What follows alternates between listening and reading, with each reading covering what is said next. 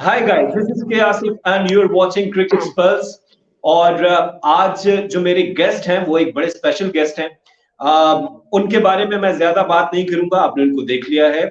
एक senior sports anchor और एक ऐसी पर्सनालिटी जिनके बारे में लोग सिर्फ ये जानते हैं कि वो सिर्फ नेगेटिविटी फैलाते हैं। तो आज हम उनसे ये बात करेंगे कि आपके बारे में जो ये तासुरात हैं, ये लोग क्यों गलत सोचते हैं। अस्सलाम वालेकुम शुएब भाई। वालेकुम सलाम। जट साहब, आपकी मुस्कुराहट इतनी मजेदार है, आपकी पर्सनालिटी इतनी अच्छी है। और मैं जब भी ट्विटर पे देख रहा होता हूं तो मुझे लोग ये लिखते हुए नजर आ रहे होते हैं कि शुएब जट आप सिर्फ और सिर्फ नेगेटिविटी फैलाते हैं। तो सबसे पहले ये बताइएगा, आप वाकई लोगों के कमेंट्स को सीरियस लेते हैं? अरे मैं समझा शायद आप ये पूछने लगे हैं कि शुएब जट विग क्यों लगाते हैं। ओ भाई, विग नहीं है। चेक कर लो, विग नहीं है। मैं सोच रहा हूँ किसी दिन कटिंग करवाते हुए और उस हेयर ड्रेसर को कहूंगा जोर जोर से बाल खींचे, या फिर किसी सवाल को पूछते हुए। मेरे कल एक दोस्त ने बड़ा अच्छा मशवरा दिया, उसने कहा यार अब तुमने सवाल पूछना है ना, तो उस सवाल में तुमने बाल खींचते हुए सवाल पूछना है, ताकि ये क्लियर हो जाए कि तुम विग नहीं लगाते। ओ यार पता नहीं क्या हेयर लाइन ऐसी है मेरी, शायद के लगता है कि मैं विग लगाता हूँ। नेगेटिविटी नेगेटिविटी कुछ भी नहीं होती यार। मैं एक पहले भी इंटरव्यू हमारे एक साथी दोस्त ने किया था। मेरा जर्नलिस्ट का काम सवाल खबर ये देना है। आप मेरा सवाल ये शुएब भाई कि जब लोग ये लिख रहे होते हैं कि शुएब आप सिर्फ नेगेटिव है, तो क्या आप उनके कमेंट्स को सीरियस लेते हैं? मैं ये पूछता हूँ। मैं वहीं पे आना चाह रहा हूँ। देखिए, कमेंट्स का बिल्कुल एहतराम करना चाहिए। मैं अमूमन कमेंट्स नहीं पढ़ता। पहले माजी में पढ़ता था, लेकिन अब इतने ज्यादा ट्रोलिंग हो रही होती है कि मौका नहीं मिल पाता। लेकिन बहुत सारे लोग जो हैं, कोई छेड़ने के लिए, कोई मुझे समझता है कि शायद मेरी इस्लाह करेगा, तो वो उसलिए मुझे भिजवा देते हैं। कुछ जो है वो हंसने के लिए भिजवा देते हैं। कुछ खैरख्वाह होते हैं, वो कहते हैं कि यार देखो किस तरह की बातचीट हो रही है। तो वो मेरी नजर से जरूर गुजर जाता है जब मुझे कोई स्क्रीनशॉट भिजवा देता है मेरे मोबाइल पे। अदरवाइज मैं कोशिश करता हूँ कि ना ही पढ़ूं, क्योंकि मैं पढ़ के हो सकता है जट खून है तो कभी कोई मैं भी उस लहजे में जवाब दे दूं जो नहीं दे सकता। इसलिए नहीं दे सकता कि ये तरबियत का मामला है। हमें ये तरबियत दी गई है कि अगर आप जो है वो कोई एक्ट करते हैं तो उसके रिएक्शन को आपने एग्जॉर्ब करना है। ये जर्नलिज्म की बेसिक जो है वो तरबियत होती है। मैं फैमिली ट्रेनिंग की बात नहीं करूंगा, उसमें तो अल्हम्दुलिल्लाह मुझे बड़ा फख्र है कि मेरा ताल्लुक एक मजहबी घराने से है जहाँ हमें बताया गया है कि बर्दाश्त क्या होती है। लेकिन मैं जर्नलिज्म ट्रेनिंग की बात कर रहा हूँ कि वहां पे भी हमें ये सिखाया गया है कि आपने रिएक्ट नहीं करना। आपका काम है एक खबर देना, उस खबर को कोई नेगेटिव समझेगा, कोई उसको पॉजिटिव समझेगा। ये लोगों को सोचने दें कि वो कैसा समझ रहे हैं। आपका काम सिर्फ इतना है कि आप खबर दें और आगे बढ़ जाएं। और मैं यही करता हूँ, खबर देता हूँ, आगे बढ़ जाता हूँ, कमेंट नहीं पढ़ता। अब पिछले दिनों एक वाकया हुआ कराची में बाबर आजम की प्रेस कॉन्फ्रेंस के बाद। और एक हमने सोशल मीडिया पे देखा कि एक तूफान बदतमीजी बर्पा कर दिया गया कि शायद आपने बाबर आजम को पुश किया या बाबर आजम ने आपको पुश किया। वो हुआ क्या था?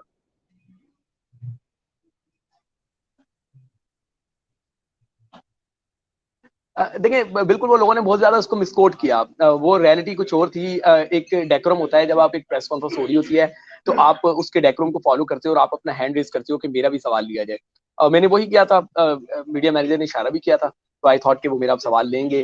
फिर सवाल नहीं आया, फिर मैंने रेज किया हैंड, फिर सवाल नहीं आया, फिर मैंने हैंड रेज किया। ये प्रैक्टिस 7-8 मरतबा हुई। और उसके बाद जब एक मेरे पास तरीका ये था कि मेरे सराउंडिंग में माइक घूम रहा था, कभी राइट हैंड वाले को मिल रहा था, कभी लेफ्ट हैंड वाले को मिल रहा था, कभी बैक वाले को, कभी आगे वाले को, तो मैं खींच सकता था माइक के लेके और मैं जबरदस्ती अपना सवाल कर लेता। लेकिन मैंने आपको यही कहा ना कि हमें जर्नलिज्म की जो बेसिक ट्रेनिंग मिली है उसमें हमें जो है ना सब्र सिखाया गया है। तो एक तरीका यही होता है। और मैंने उचक के माइक नहीं पकड़ा, मैंने अपने टर्न की वेट किया। जब मुझे टर्न नहीं मिला तो प्रेस कॉन्फ्रेंस के दरमियान भी मैंने कोई बदमजगी नहीं चाहिए। जब प्रेस कॉन्फ्रेंस खत्म हो गई तो उसके बाद मैंने एक अपना एहतजाज जो है वो रिकॉर्ड करवाना था। बहुत सारे लोग कह रहे हैं कि यार वो बाद में होना चाहिए था। बाद में क्यों होना चाहिए था? प्रेस कॉन्फ्रेंस का एहतजाज है, प्रेस कॉन्फ्रेंस में ही होना चाहिए था। और मैंने बड़ी सिविलाइज तरीके से जो कंडक्ट कर रहे थे उनका नाम लेके उनको मुखातिब किया और अपना प्रोटेस्ट जो है वो रिकॉर्ड करवा दिया। बहुत सारे लोगों का ये मानना है कि यार वो जो है ना तरीकाकार सही नहीं था, तो बता दें कि उसमें कौन सी ऐसी मैंने बिलो एथिक बात की है, या कोई मैंने अब्यूजिव लैंग्वेज इस्तेमाल की है, या मैंने शाउट किया है, या मैंने कोई अग्रेशन दिखाई है। एक जर्नलिस्ट की जो वॉइस होती है उसी वॉइस में मैंने बात की। मेरी नेचुरल जो वोकल कोड्स है वो जरा ज्यादा बोलती हैं, तो मेरा लाउड ज्यादा है जरा। जर साहब, ये बताइएगा कि इस वाक्य के बाद मैंने आपकी ट्वीट्स देखी कि आपको कत्ल की धमकियां मिल रही हैं। इसमें ये किन की तरफ से थी और आपने कोई कानूनी एक्शन लेने का फैसला किया? और क्योंकि ये तो एक बहुत सीरियस बात है कि किसी भी सहाफी को उसके काम की वजह से कत्ल की धमकियां दी जाएं, डराया धमकाया जाए। देखिए यार, ये मेरे साथ कुछ नया नहीं है। अगर मैं गलत नहीं हूं तो 2019 या 2020 की बात है, 2019 की बात है गालिबन, या 18 या 19 की। मैं इससे पहले जिस टीवी चैनल पे था, मैंने 3 घंटे की एक ट्रांसमिशन की थी मैच फिक्सिंग को लेके। जब वो ट्रांसमिशन खत्म हुई, मैं अपने घर पहुंचा, अभी मैं रास्ते में था और ऑफिस की गाड़ी थी। तो जब मैं वहां पहुंचा तो दो आर्म्ड बाइकर से अननोन, उन्होंने गन निकाली और हमारी बाइक को रोकने की कोशिश की। तो heads off to that driver, अल्लाह ताला उसे लंबी जिंदगी दे, के उसने मौके को समझ लिया और उसने तेजी से गाड़ी जो है वहां से चला दी। क्योंकि मैं कराची में एक ऐसे इलाके में रहता हूँ जो सिक्योरिटी इदारों के हेड ऑफिस के बिल्कुल बराबर में ही है। तो उसके बाद हम उनकी दफ्तर में चले गए, मतलब उनके एरिया में चले गए, तो हम महफूज रहे। फिर उसके बाद मैं पुलिस कंप्लेन के लिए गया, लेकिन अनफॉर्चुनेट है कि मेरी कंप्लेन जो है ना वो नहीं किया गया। बस उन्होंने कहा कि ना नहीं, डोंट वरी, हम ये चीजें निकलवा रहे हैं, वो चीजें निकलवा रहे हैं, लेकिन वो नहीं हुआ। उसके बाद फेब 2020 में एक मैं स्कैंडल लेकर आया था एक क्रिकेटर का, और जब वो आया तो मुझे फोन पे धमकियां दी गई। जब वो फोन नाम पे नाम धमकियां ले दी ले, गई तो मैं साइबर जज क्राइम साहब चला नाम ले गया। ले, किसका स्कैंडल था? जज जज साहब नाम ले ले। आगे आगे बढ़ते हैं। तो मैं जो है साइबर क्राइम चला गया। जब मैं साइबर क्राइम चला गया तो मैंने जाके बताया कि यार ये 01 के नाम से देखिए मुझे कॉल आई हुई है, और मुझे भी आई थी, माजिद भट्टी साहब को भी आई थी, कि ये धमकियां हमें दी जा रही हैं और हमें मतलब मारने पीटने की और जान से मारने का थ्रेट किया जा रहा है। तो बड़ा मुझे मायूसी हुई कि उस टाइम हमें ये जवाब मिला कि हमारे सिस्टम इतने अपडेट नहीं है, ये नंबर तो इंटरनेट के जरिए हो जाते हैं, इनकी लोकेशन ट्रेस नहीं हो पाती, लिहाजा हम इस पे कोई एक्शन नहीं ले सकते। तो वहां पे भी रिपोर्ट नहीं हुई। अब ये रिसेंटली वाले मामले में जब हुआ, अभी परसों गालिबन, वो माजी में तो मैंने स्क्रीनशॉट लगाए, परसों जो मुझे एक मैसेज आया मेरे सेल पे, उस मैसेज में सॉरी डीएम पे सोशल मीडिया के, उसमें लिखा हुआ है कि तुम तो ऐसे बंदे हो, तुम्हें देखते ही गोली मार देनी चाहिए। अच्छा, मुझे ऐसा लगता है कि यार पता नहीं किस तरफ माशरा जा रहा है। किसी के लिए ये कहना बड़ा आसान सा काम है। अच्छा, मैंने कंप्लेन्स भी की हैं, इस पे भी लेके मैं कंप्लेन कर रहा हूँ, कुछ इसको थोड़ा सा और आगे भी लेके जाएंगे, बिल्कुल साइबर क्राइम की तरफ भी लेके जाएंगे। लेकिन मुझे ऐसा लगता है कि ये इतने ज्यादा जो धमकियां आ रही है ना, तो इनमें बहुत सारे ऐसी बेवकूफ किस्म के लोग होंगे। अब वो धमकियां दे रहे हैं, कल को जब साइबर क्राइम एक्शन में आएगी, फोर्सेज एक्शन में आएंगी, उनके लिए मसला होगा। यकीन करें, मैं खुद जो है ना गिल्ट फील कर रहा हूँ कि यार एक पता नहीं नहीं, लेकिन क्या जज साहब कहें कि ऐसे एक लोग, जज्बाती सा नौजवान था। नहीं जज साहब, लेकिन ऐसे लोगों का सॉफ्टवेयर अपडेट होना जरूरी है ना, ऐसे लोगों का। लोग तो कह रहे हैं कि मेरा सॉफ्टवेयर अपडेट होगा।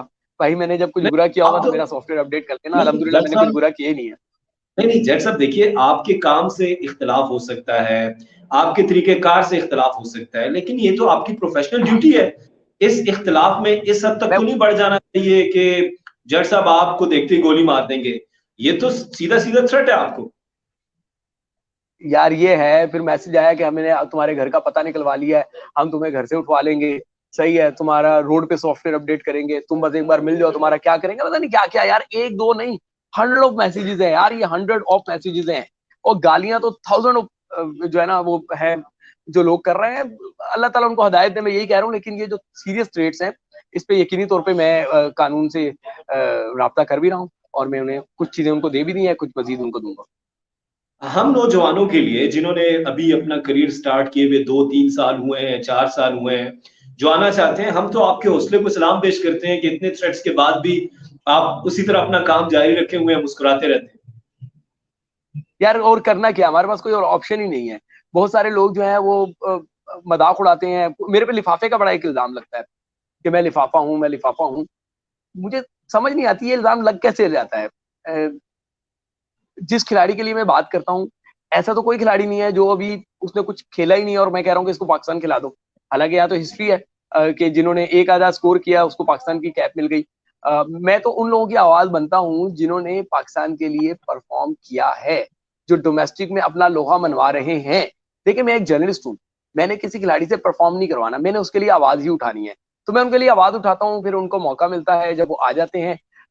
उसके बाद उनकी जिम्मेदारी है कि वो अपने आप को मनवा पाते हैं या नहीं मनवा पाते। मेरा काम सिर्फ इतना ही है कि जिसके साथ इनजस्टिस हो उसके लिए आवाज उठानी है, तो वो मैं करता रहूंगा। अब इसमें मुझे लोग लिफाफा कहें, लोग इस पर मुझे जिस तरह का भी इल्जाम लगाना है लगाते रहे। लोग कहते हैं कोई वेट लिफ्टर लिख रहा होता है, कोई पता नहीं क्या क्या लिख रहा होता है, मैं यकीन करे बॉदर ही नहीं करता, मैं सिर्फ मुस्कुरा रहा होता हूँ और दिल से दुआ करता हूँ कि अल्लाह ताला उन्हें भी हिदायत दे, और यकीनी तौर पे मैं भी बहुत सारी जगहों पे गलत होगा, अल्लाह ताला मुझे भी हिदायत दे। ये बहुत अच्छी बात है। और मैं ये पूछना चाहूंगा आपसे कि जब आप मैच फिक्सिंग के ऊपर एक मैराथन कर रहे थे, और अभी भी जो है वो हमने देखा कि पास्ट में पाकिस्तान क्रिकेट में कुछ ऐसे लोग आए जिनकी वजह से पूरी दुनिया में पाकिस्तान को बदनामी मिली। आप नहीं समझते कि मैच फिक्सर्स को दोबारा पाकिस्तान की जर्सी नहीं पहनानी चाहिए, जो जो जिनके ऊपर साबित हो जाए कि मैच फिक्सर्स हैं? यार देखिए, इस डिबेट में ना हमें थोड़ा सा माजी से शुरू करना पड़ेगा।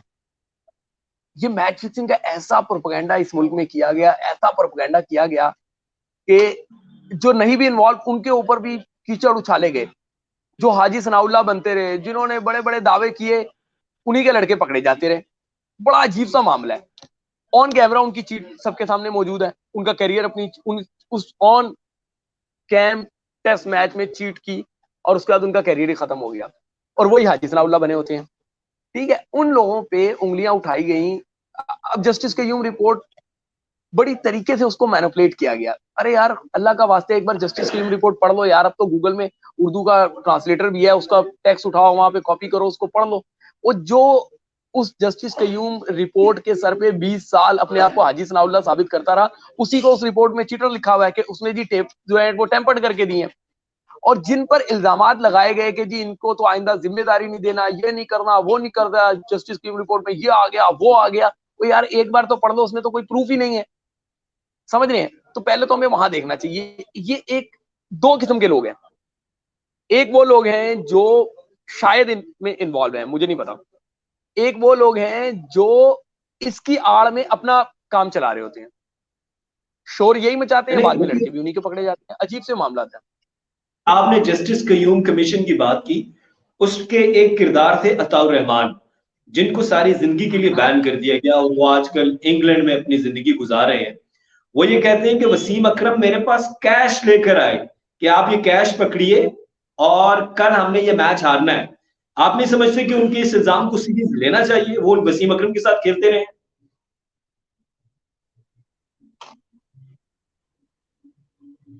आपका फ्रीज हो गई है वीडियो, सवाल पूरा नहीं हो पाया।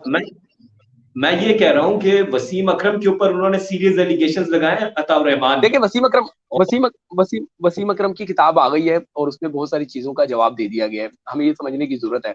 और जहां तक अताउर रहमान की बात रही, तो आपको पता है उस जस्टिस कयूम कमीशन रिपोर्ट में दो लोगों ने अदालत से जाके क्लीन चिट ली। एक का नाम है अताउर रहमान और दूसरे का नाम है सलीम अली।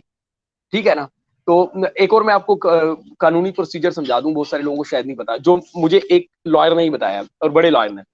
उनका ये कहना है कि जब कोई कमीशन अदालती कमीशन बनता है तो उसकी रिपोर्ट की बहुत ज्यादा वर्थ होती है। ये उनका कहना है कि उस कमीशन की रिपोर्ट की बहुत वर्थ होती है, लेकिन उस कमीशन की रिपोर्ट के ऊपर अगर किसी एक भी अदालत का अगर फैसला आ जाए तो फिर वो रिपोर्ट नल एंड वाइड हो जाती है। तो जस्टिस कयूम कमीशन रिपोर्ट में अताउर रहमान की लाइफ बैन खत्म हो गया और वो पाकिस्तान को गालिबन, अगर मैं गलत नहीं हूँ, अंडर 16 में उन्होंने सर्व भी किया और बाबर आजम भी उनके अंडर थे, अगर मैं गलत नहीं हूँ, जहां तक मुझे याद पड़ रहा है। इस पे आप अताउर रहमान से पूछ भी सकते हैं। सलीम मलिक को अदालत ने कर दिया कि यार ये गलत था सारा मामला।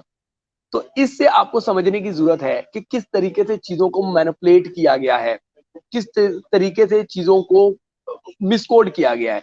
और जहां तक ग्रेट वसीम अकरम की बात है, तो वसीम अकरम की बुक में सारी चीजों का वाज़ेह जवाब है। और 26 बहुत तारीख को शुक्रिया। गालिबन पाकिस्तान में लॉन्च भी हो रही है और बहुत सारे लोगों के लिए उर्दू में लॉन्च हो रही है, तो वो समझ जाएंगे। ये बताइएगा कि रमीज राजा का दौर खत्म हुआ, being chairman PCB, Najam Sethi आए हैं, आप दोनों में कितना फर्क देख रहे हैं, कितनी बेहतरी आ सकती है? यार देखें, हमारा मामला क्या है, हम जर्नलिस्ट हैं। बहुत सारे लोग ये कहते हैं कि यार मेरे पुराने ट्वीट लगाते हैं कि कल मैं उस पर तनकीद कर रहा था, आज मैं क्या बात करता हूँ। ये बात समझने की जरूरत है। हम कोई पत्थर पे लकीर बात नहीं कर रहे होते हैं, हम करंट अफेयर्स को लेके चल रहे होते हैं। जो आज है, जैसा है, हम वैसा बता रहे होते हैं। मिसाल के तौर पे 2017 में पाकिस्तान ने चैंपियंस ट्रॉफी जीती, हम उसकी तारीफ कर रहे हैं। 2019 के वर्ल्ड कप में पाकिस्तान अच्छे नतीजे नहीं दे सका तो हम तनकीद कर रहे थे। अब हम ये तो नहीं कह सकते थे उस दिन कि जी अब लोग हमें ट्रोल कर रहे हैं 2017 में आपने पाकिस्तान को अच्छा कहा था, 2019 में बुरा क्यों कह रहे हैं। भाई जब अच्छी परफॉर्मेंसेज नहीं होगी तो हम तनकीद करेंगे, जब अच्छी परफॉर्मेंसेज होंगी तो हम तारीफ करेंगे। तो इसी तरीके से मैं ये समझता हूँ कि रमीज राजा के दौर को जब आप मुआवजना करते हैं तो फिर आप उन पर तनकीद करते हैं। नजम सेठी का दौर माजी वाला अगर हम देखें तो माजी के दौर में आप माने या ना माने, इंटरनेशनल क्रिकेट वो लेकर आए, पीएसएल वो लेकर आए, पीएसएल पाकिस्तान में वो लेकर आए, ये सारे वो क्रेडिट हैं जो आप उनको देना पड़ेंगे। मजबूत चीफ सिलेक्टर वो लेकर आए, 2017 की चैंपियंस ट्रॉफी उनके दौर में जीती, बाकी दौर अदवार में ये सब नहीं हुआ। जो बेहतर चीज है वो आपको माननी पड़ेगी कि रमीज राजा ने एक अच्छा फैसला किया कि लड़कों की प्राइस बढ़ाई, फॉर्मर क्रिकेटर्स की पेंशन बढ़ाई, आपको उसकी तारीफ करनी पड़ेगी। जहां जहां अच्छी चीजें नहीं हुई, न्यूजीलैंड की टीम जो वापस आई है, ठीक है, वो उनका एक अच्छा था कि उन्होंने इस पे स्टैंड लिया, सारे मामला किए, तो अच्छी बात है। जहां तारीफ होगी वहां हम तारीफ करेंगे। अब नजम सेठी का ये दौर शुरू हुआ है, अभी ये आगे बढ़ने दे, अच्छे फैसले हो रहे हैं, हम तारीफ कर रहे हैं। जब अच्छे फैसले नहीं होंगे तो यही शुएब जट होगा, यही आप होंगे, हम तनकीद भी कर रहे होंगे। तो भाई हमारे पे लिफाफों का इल्जाम लगाते हो, हमारे घर कोई राशन नहीं डालता, अल्हम्दुलिल्लाह हम मेहनत करते हैं, उस मेहनत से हमारे घर पे राशन डलता है, तो हमें किसी की परवाह नहीं है। हम किसी के गुण गाते हैं, जो अच्छा काम करेगा हम उसका गुण गाएंगे, उसकी तारीफ करेंगे। जैसे ही वही शख्स बुरा काम करेगा हम उसकी पे तनकीद कर लेंगे। अब बाबर आजम पे ले लें, बिलाशुबा आज भी मैंने उनसे सवाल लिया और उन्होंने सवाल का जवाब नहीं देना मुनासिब समझा, वो उनकी मर्जी है। लेकिन मेरा सवाल ये था कि सईद अनवर, ब्रायन लारा, सचिन तेंदुलकर ये दुनिया के अजीम बैट्समैनों में शुमार होते हैं, लेकिन ये अच्छे कप्तान साबित नहीं हुए और इन्होंने अपना करियर अच्छा अजीम बैट्समैन बनने के लिए अपनी कप्तानी छोड़ दी। तो आप होम सॉइल पे अगर 8 मैचेस में से एक भी नहीं जितवा पाए तो कल हमें कोई नुकसान ना हो, तो आप एक अजीम बैट्समैन बनने के लिए कप्तानी छोड़ने का फैसला कर रहे हैं, ये मैंने सवाल पूछ लिया। तो ये करंट अफेयर्स में ना, अगर बाबर ने ये 8 मैचेस में से 4-5 जीते होते तो क्या मेरा ये सवाल बनता था? नहीं बनता था। सवाल तब बनेगा जब परफॉर्मेंसेस अच्छी नहीं होंगी। अब किसी को अच्छा लगे किसी को बुरा लगे, हम तो सवाल पूछेंगे। Thank you very much. आपका जो ये स्टाइल है दिलेराना और अंदाज है सवाल करने का, और आप ये लाते हैं, इससे मेरे जैसे नौजवान बहुत सीखते हैं। और आप इसी तरह अपना काम जारी रखिए। आप जेन्युइनली पाकिस्तान क्रिकेट को सर्व कर रहे हैं, आप पाकिस्तान में नौजवानों को सर्व कर रहे हैं, क्रिकेटर्स को सर्व कर रहे हैं। और मेरी अल्लाह से दुआ है कि अल्लाह ताला आपको सलामत रखे। आपने मुझे टाइम दिया, थैंक यू वेरी मच। मैं आपको फिर भी डिस्टर्ब करता रहूं। जज़ाकल्लाह, बहुत शुक्रिया। Hats off to you. Thank you. Thank you guys. Keep watching Cricket Spurs.